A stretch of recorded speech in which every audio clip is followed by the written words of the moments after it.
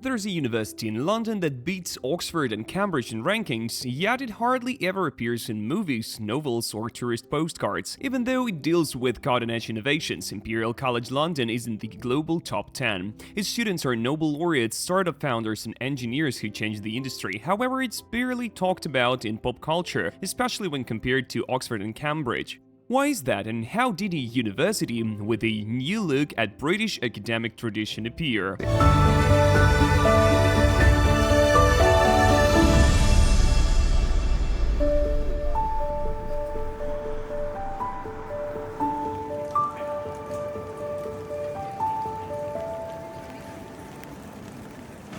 Imperial College London isn't just another prestigious school. It has its own tech-focused character, massive budgets, and close ties to the royal family. Why it is named Imperial, after all? It's all about the empire.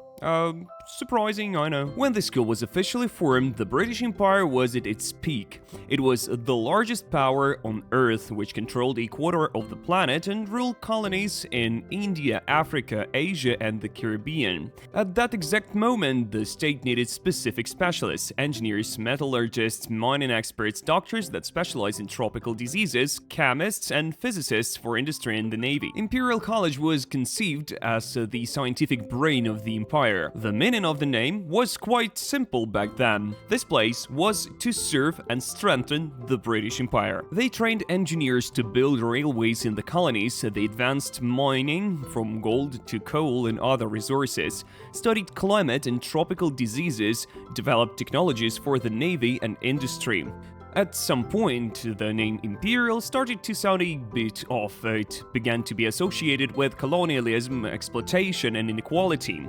The university itself was aware of that, and so the focus gradually shifted from empire to global science, from colonies to humanity, from power to innovation. But they decided to keep the name. It serves as some sort of a reminder of its origins and the initial role.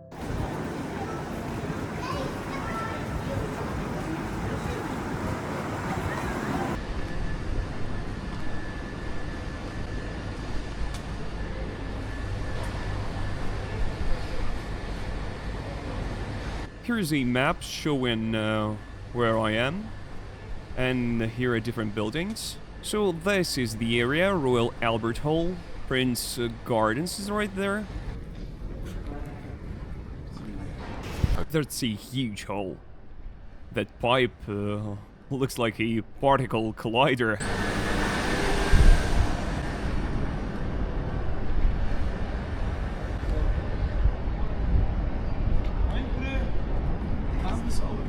That's the whole list of imperial buildings, from this and all the way down there. I went through the main entrance. Over there is the Science Museum. This is a courtyard, and all these buildings along the perimeter these are some modern glass buildings. They look more like office ones. Nothing like Cambridge or Oxford, because Cambridge and Oxford are like 1,000 years old, whereas Imperial is relatively fresh. It's a brand new university. And right next to it are museums I'll show you later. Also, Imperial is in the very center in a very prestigious district. Nearby Sloane Square, there is Knightsbridge, there is Harrods, the Chelsea neighborhood, Hyde Park, the Chelsea Stadium a bit further.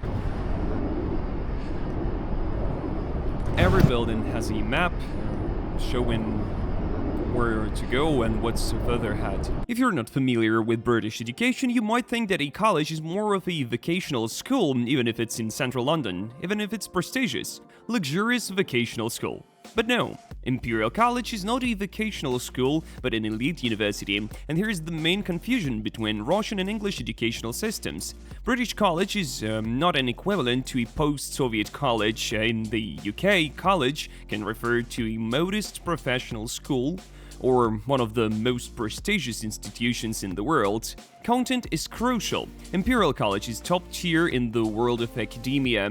Let's look at history to see why it is a college and not a university. It was founded in 1907 when three respected institutions merged: Royal School of Mines, Royal College of Science, and City and Guilds College. Each of their names already had college in them as a mark of quality. The new name preserved that continuity. It was some sort of a family crest. Another factor is the structure of the University of London. For over 100 years, until 2007, Imperial College was part of the Federal University of London. In that system, powerful and independent institutions were called colleges. With the same status were colleges like the London School of Economics, LSE, University College London, UCL, and King's College London. In that context, college was a mark of belonging to a prestigious group. You can also watch our episodes on all the schools mentioned above. Links in the description. Junior common room, well, it's alright. That's some hallway here. Junior common room. They're having a dance class now. I'm not going to film it. It's a common room so students gather there to do things that they like: dancing, singing, everything possible. Another interesting courtyard. Courtyard. There's some containers there, some sort of storage spaces. But there is the interesting part. Look, they brought in some old cars because the university collaborates with museums. They're constantly organizing events with the museum, so they probably took some vintage cars and brought them over. Imperial College is an elite, world-class university. It ranks in the global top 10 and the top 3 in the UK. It is a member of the so-called Golden Triangle, an informational group of the UK's most prestigious universities, including Oxford and Cambridge. British equivalent of MIT, specializing in science, engineering, medicine, and business. It's a breeding ground for Nobel laureates. 14 winners are the university's graduates. You can also watch our episode on MIT on our channel.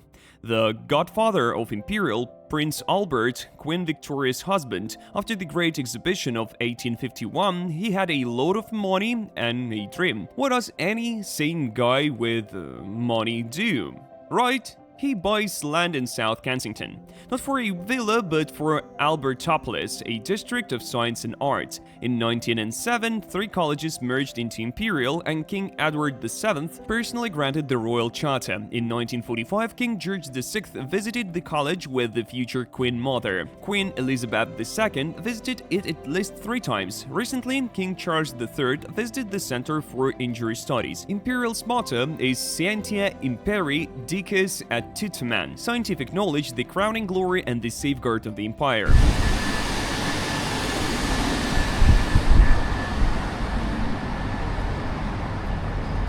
Take a look, guys. Right from the main building, you can see these Chelsea-style houses. So beautiful. This is the business school. The sign says it's Imperial Business School.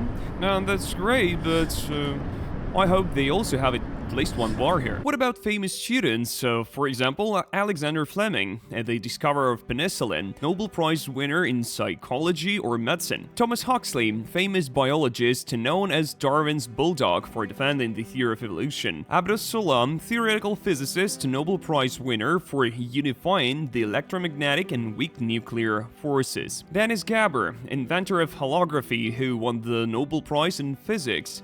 Roger Bannister, physician, neurologist, and an athlete. He's the first person to run a mile under 4 minutes. H.G. Wells, classic science fiction writer, the War of the Worlds, The Time Machine. He studied biology at the Royal College of Science, which became part of Imperial. Brian May, guitarist of the legendary rock band Queen, holds a PhD in astrophysics. Rajiv Gandhi, son of Indira Gandhi, former Prime Minister of India. Many major entrepreneurs such as Cyrus Mistry, former chairman of the Tata Group, Ralph Freeman, a distinguished structural engineer who designed the Sydney Harbour Bridge, Peter Royce, engineer who worked on the Sydney Opera House and the Centre Pompidou.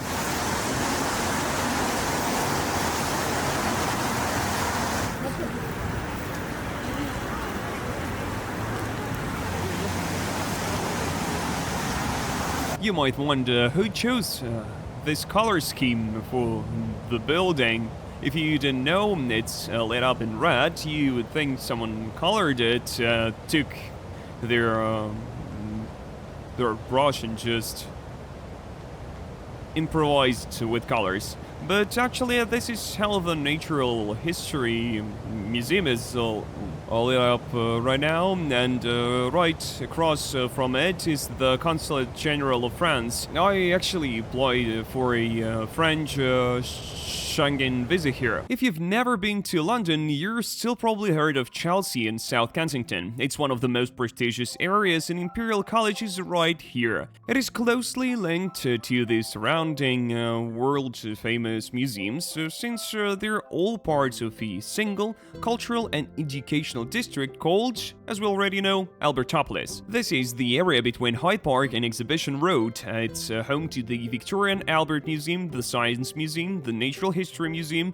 the Royal Albert Hall, and Imperial College. Albertopolis represents a unique legacy of the Victorian era, focused on the advancement of science, art, and education. This cluster still functions as one of the London's main cultural centers. Imperial College's main campus is located right on Exhibition Road. It is right next to the mentioned museums. Only a few minutes walk separates them. History and location is not the only connection between the college and the museums. The college and the museums collaborate on scientific research, host joint conferences, and research projects. Museum staff and students have access to Imperial College's library. So, if you're an Imperial student, be sure to visit the library. You might get to know museum staff, and they might show you the secret rooms. Imperial often holds public events and exhibitions, often in partnership with the museums. Visitors can see scientific achievements and exhibits. I found another map. Nice bridge area. Exhibition Road. Interesting street name. Exhibition Street. The name speaks for itself. Imperial College London, that way. Royal Albert Hall, that way. And this all is Imperial College. And we can look at some facilities here. This is a Spar Center, you're here. And on the corner, all this is Imperial College. Also, basically this whole block belongs to Imperial College. The Victoria and Albert Museum is here on Exhibition Road. This is that street, and Exhibition Road, its name is directly connected with the Great Exhibition of 1851. It was the first World's Fair held in London's Hyde Park. The road was specifically built as the main road to the northern entrance of the exhibition, and that's where the famous Crystal Palace stood. Among the fields and gardens, the palace looked like a fantastical object from the future. The Eiffel Tower would be later built for the same purpose.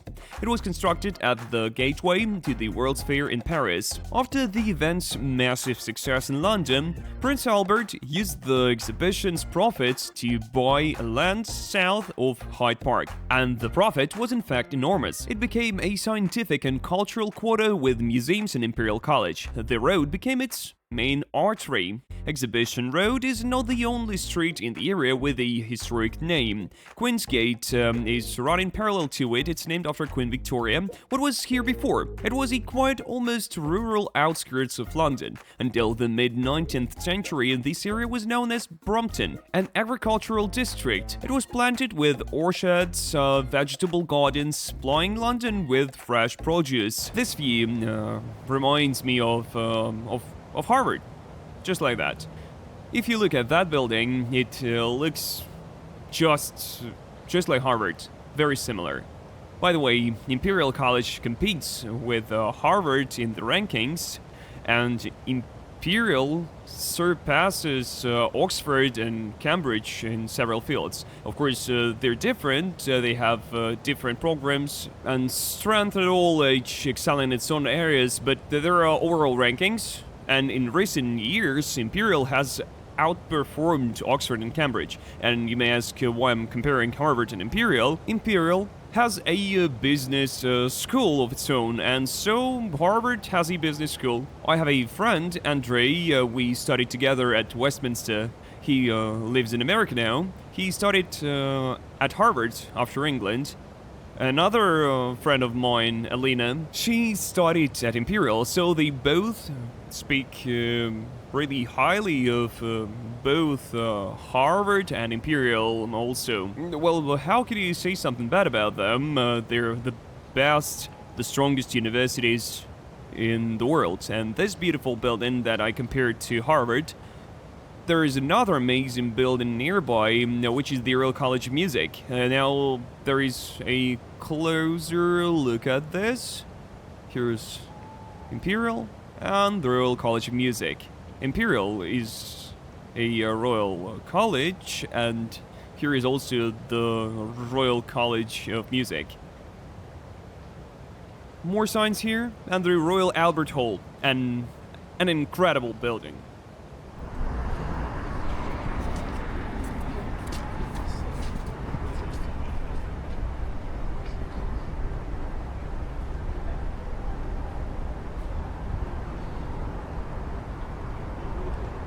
If you get into Imperial or the College of Music, everything would be royal for you here. Prince Albert, husband of Queen Victoria. What kind of man was he?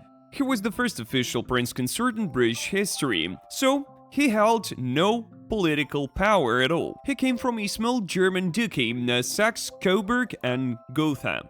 But in just 21 years of marriage, he radically changed British society. He transformed the monarchy from a purely political institution into a moral and intellectual compass. Thanks to Albert, Britain started decorating Christmas trees. He brought this tradition from Germany in 1840s, and after a family portrait of the royal couple with the tree was published, the trend quickly spread across the country. Albert was a true polymath. He studied natural sciences, law, and philosophy at the University of Bonn. He was a skilled organist, singer, and composer. He designed jewelry himself and furniture. He even designed a billiard table. Prince Albert became one of the earliest patrons of what was then new technology, photography. He initiated a great project to create a photographic catalogue of Raphael's work. He actively advocated for banning jewels among army officers and was a strong supporter of the complete abolition of slavery worldwide.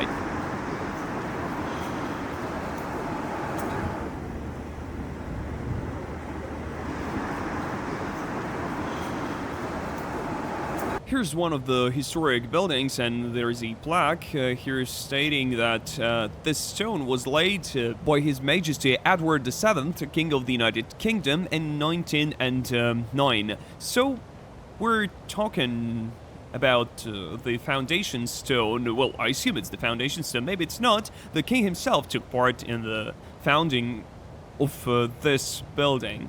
Initially stripped of political power, Prince Albert gradually became an indispensable advisor to Queen Victoria. He effectively managed the royal estates and the royal household. And just before his death in 1861, his diplomatic intervention helped prevent a war between Britain and the United States. He loved gardening and sports, personally designed the gardens at Windsor Castle, and actively worked to modernize farming practices. Albert died at just 42 years old, presumably from typhoid fever, though modern historians suspect a chronic stomach trouble. Queen Victoria and Prince Albert had 9 children, 5 daughters and 4 sons. All survived to adulthood and married into European royal families, earning Victoria the nickname Grandmother of Europe.